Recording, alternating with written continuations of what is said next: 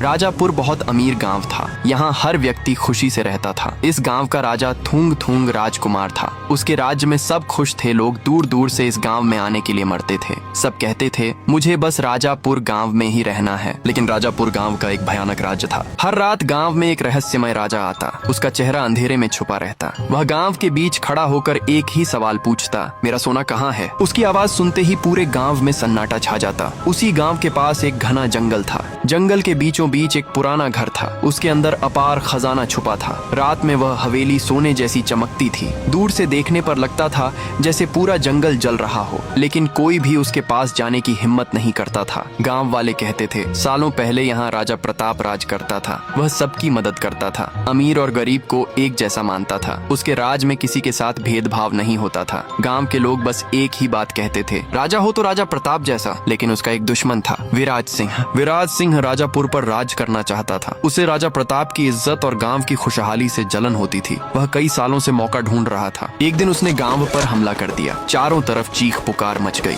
लोग जान बचाकर भागने लगे। विराज सिंह के सैनिक गांव में तबाही मचाने लगे। राजा प्रताप के रक्षक डर गए। उन्हें लगा कि अगर खजाना दुश्मन के हाथ लग गया तो सब खत्म हो जाएगा। उन्होंने राजा का सारा सोना लेकर जंगल वाले पुराने घर में छुपा दिया। लेकिन उनमें से एक रक्षक बुरी तरह घायल हो चुका था। वह खजाना छुपाकर वापस लौट नहीं पाया। उसी रात उसकी मौत हो गई। उसके बाद गांव में एक और राज पैदा हुआ। कुछ गांव वालों को खजाने की खबर मिल गई। उन्होंने रात के अंधेरे में जाकर राजा का सोना चुरा लिया। किसी ने सच नहीं बताया। धीरे धीरे असली कहानी दब गई और बस डर बाकी रह गया।